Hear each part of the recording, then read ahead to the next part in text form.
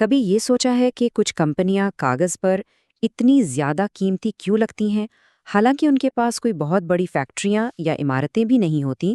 تو اس کا جواب اکثر ان کی بیلنس شیٹ میں چھپی ایک چیز میں ہوتا ہے، جسے کہتے ہیں غیر محسوس اثاثیں۔ آج ہم اسی پوشیدہ دنیا پر سے پردہ اٹھائیں گے۔ اچھا، اس کو ایسے سوچتے ہیں، کوکا کولا کو ہی لے لیں۔ اب ان کی سب سے قیمتی چیز کیا ہے؟ کیا وہ ان کی بڑی بڑی فیکٹریاں ہیں یا ان کے ٹرکس؟ نہیں، ان کی اصل ویلیو تو ان کے برانڈ میں ہے، وہی لال اور سفید لوگو جو دنیا کے کونے کونے میں پہچانا جاتا ہے۔ یہی تو ہے ایک غیر محسوس اثاثہ، ایک ایسی ویلیو جسے آپ چھو تو نہیں سکتے، لیکن بھائی اس کی قیمت اربوں ڈالر میں ہے۔ تو اس تجزیے میں ہم دیکھیں گے کہ بھئی یہ غیر محسوس اثاثے آخر ہیں کیا، ان کی زندگی محدود ہوتی ہے یا غیر معینہ، پھر اکاؤنٹنگ میں ان کے ساتھ ہوتا کیا ہے، انہیں بنانے کے اصول کیا ہیں، اور سب سے اہم بات، ایک سرمایہ کار کے لیے یہ سب جاننا اتنا ضروری کیوں ہے۔ تو چلیں اس چھپی ہوئی قدر کی دنیا میں تھوڑا اور گہرائی میں اترتے ہیں۔ سب سے پہلے تو یہ سمجھنا ہے کہ آخر یہ غیر محسوس اثاثہ، یہ انٹینجبل ایسٹ ہوتا کیا ہے۔ اکاؤنٹنگ کی زبان میں اگر بات کریں تو یہ ایک ایسا اثاثہ ہے جسے پہچانا تو جا سکتا ہے، لیکن اس کا کوئی جسمانی وجود نہیں ہوتا۔ مطلب یہ صرف کوئی خیال نہیں ہے، بلکہ ایک ایسی چیز ہے جس کی حقیقی مالی قدر ہے، اور اسے بالکل کسی عمارت کی طرح ہی خریدا یا بیچا جا سکتا ہے۔ مثال کے طور پر پیٹنٹس جو ہیں وہ نئی ایجادات کو بچاتے ہیں، جیسے کسی نئی دوا کا فارمولا ہو گیا۔ کاپی رائٹس تخلیقی کاموں کو تحفظ دیتے ہیں، جیسے کتابیں ہو گئیں، میوزک ہو گئی۔ ٹریڈ مارکس کسی برانڈ کی پہچان کو محفوظ رکھتے ہیں، جیسے نائکی کا سوش لوگو۔ اور ہاں، گڈ ول، یہ کسی کمپنی کی ساکھ کی وہ قدر ہے جو عام طور پر تب ریکارڈ کی جاتی ہے جب ایک کمپنی دوسری کو اس کی اصل قیمت سے زیادہ میں خریدتی ہے۔ اور یہاں سے معاملہ اور بھی دلچسپ ہو جاتا ہے، کیونکہ سارے غیر محسوس اثاثے ایک جیسے نہیں ہوتے۔ ان کی زندگی کی بنیاد پر انہیں دو قسموں میں بانٹا جاتا ہے، اور یہی تقسیم طے کرتی ہے کہ فائنانشل سٹیٹمنٹس میں ان کی کہانی کیسے لکھی جائے گی۔ تو دیکھیں، ایک طرف ہیں محدود زندگی والے اثاثے، جیسے پیٹنٹس، جن کی قانونی زندگی 20 سال ہو سکتی ہے۔ ان کی لاگت کو وقت کے ساتھ ساتھ ایک ایکسپینس کے طور پر دکھایا جاتا ہے۔ اسی پروسیس کو کہتے ہیں ایمورٹائزیشن۔ دوسری طرف ہے غیر معینہ زندگی والے اثاثے، جیسے ٹریڈ مارکس، جو شاید ہمیشہ قائم رہیں۔ انہیں ایمورٹائز نہیں کیا جاتا۔ اب یہ سننے میں تو بڑا سیدھا سا فرق لگتا ہے، لیکن کسی بھی کمپنی کے منافع پر اس کا بہت بہت گہرا اثر پڑ سکتا ہے۔ اچھا، تو ایک بار جب یہ اثاثے بیلنس شیٹ پر آ جاتے ہیں تو پھر ان کے ساتھ کیا ہوتا ہے؟ آئیے اب اس پر نظر ڈالتے ہیں۔ یہاں سوال یہ اٹھتا ہے کہ وقت گزرنے کے ساتھ ان اثاثوں کی ویلیو کو فائنینشل سٹیٹمنٹس میں مینیج کیسے کیا جاتا ہے؟ جواب دو اہم چیزوں میں ہے۔ ایک ہے امورٹائزیشن، جو ایک پلانڈ پروسیس ہے، اور دوسرا ہے امپیئرمنٹ ٹیسٹنگ، یعنی قدر میں کمی کی جانچ، جو کسی غیر متوقع واقعے کا رد عمل ہوتا ہے۔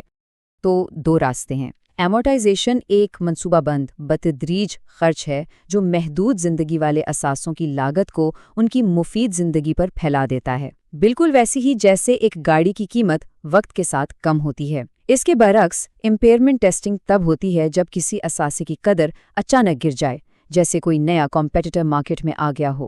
یہ خاص طور پر غیر معینہ زندگی والے اثاثوں کے لیے بہت اہم ہے۔ یہ ایک بہت ہی اہم نکتہ ہے۔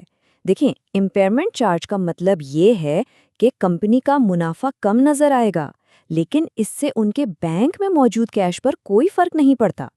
یہ ایک اکاؤنٹنگ ایڈجسٹمنٹ ہے، اصل نقد کا لین دین نہیں۔ اب کہانی میں آتا ہے ایک ٹویسٹ۔ جب کوئی کمپنی خود کوئی غیر محسوس اثاثہ بناتی ہے تو اس کے اکاؤنٹنگ کے اصول ہر جگہ ایک جیسے نہیں ہوتے۔ یہاں دنیا کے دو بڑے اکاؤنٹنگ سٹینڈرڈز IFRS اور US GAAP میں ایک بہت بڑا فرق ہے۔ دونوں سٹینڈرڈز میں ریسرچ کے مرحلے پر جو بھی خرچ ہوتا ہے اسے فورن ایکسپنس مان لیا جاتا ہے، لیکن اصل فرق آتا ہے ڈیولپمنٹ کے مرحلے میں۔ IFRS کمپنیوں کو اجازت دیتا ہے کہ اگر کچھ شرطیں پوری ہوں تو وہ ان اخراجات کو ایک اثاثے کے طور پر ریکارڈ کر لے، اسے کیپٹلائزیشن کہتے ہیں۔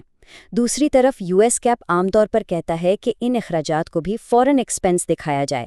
اس کا مطلب یہ ہوا کہ ایک ہی کمپنی IFRS کے تحت زیادہ اثاثے اور زیادہ منافع دکھا سکتی ہے، جبکہ US GAAP کے تحت کم۔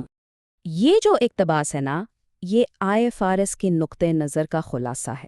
یہ ریسرچ یعنی علم کی تلاش اور ڈیولپمنٹ یعنی اس علم کو عملی جامہ پہنانے کے بیچ ایک واضح لکیر کھینچتا ہے۔ اور یہ چھوٹا سا فرق کمپنیوں کی فائنینشل رپورٹنگ پر گہرے اثرات ڈالتا ہے اور یہ بتاتا ہے کہ وہ کتنی انوویٹو نظر آتی ہیں۔ تو یہ سارے اکاؤنٹنگ کے اصول ایک تجزیہ کار کے لیے آخر اہم کیوں ہیں؟ چلیں دیکھتے ہیں کہ یہ حقیقی دنیا میں کمپنیوں کا موازنہ کرنے کے طریقے کو کیسے بدل دیتے ہیں۔ ذرا اس ایک نمبر پر غور کریں۔ سن 2017 میں سافٹ ویئر کمپنی SAP کے کل اثاثوں کا آدھے سے بھی زیادہ حصہ صرف گڈ ول پر مشتمل تھا۔ اس کا مطلب یہ ہے کہ اس کمپنی کی آدھی سے زیادہ قدر ان کمپنیوں سے آئی ہے جنہیں اس نے خریدا تھا، نہ کہ ان چیزوں سے جو اس نے خود بنائی تھیں۔ اب ذرا SAP کا موازنہ ایپل سے کریں۔ SAP کے لیے گڈ ول 50% سے زیادہ ہے، جو بتاتا ہے کہ ان کی اسٹریٹجی ایکوزیشنز پر مبنی ہے، جبکہ ایپل کے لیے یہ صرف 1.5% ہے۔ یہ دو بالکل الگ کہانیاں ہیں۔ SAP ترقی کے لیے دوسری کمپنیاں خرید رہا ہے، جس میں یہ رسک ہے کہ شاید زیادہ پیسے دے دیے ہوں، جبکہ ایپل اندرونی طور پر ترقی کر رہا ہے، جو شاید سست ہو لیکن کم خطرناک بھی ہے۔ تو ایک تجزیہ کار کے لیے اصل بات کیا ہے؟ یہی کہ ان غیر محسوس اثاثوں کو نظر انداز کرنا ایک بہت بڑی غلطی ہو سکتی ہے۔ ضروری ہے کہ ان کی قدر کا بغور جائزہ لیا جائے، فائنینشل سٹیٹمنٹس کے فٹ نوٹس پڑھے جائیں تاکہ یہ سمجھ آئے کہ ان اثاثوں کی عمر کتنی ہے، اور یہ جانا جائے کہ امپیئرمنٹ چارجز ماضی کے کاروباری فیصلوں کی ناکامیوں کے بارے میں کیا بتا رہے ہیں۔ آخر میں یہ سوال ذہن میں آتا ہے، اگلی بار جب کسی کمپنی کی فائنینشل سٹیٹمنٹس کو دیکھیں تو صرف فیکٹریوں اور مشینوں پر ہی دھیان نہ دیں۔ اصل کہانی تو اکثر ان اثاثوں میں چھپی ہوتی ہے جو نظر نہیں آتے۔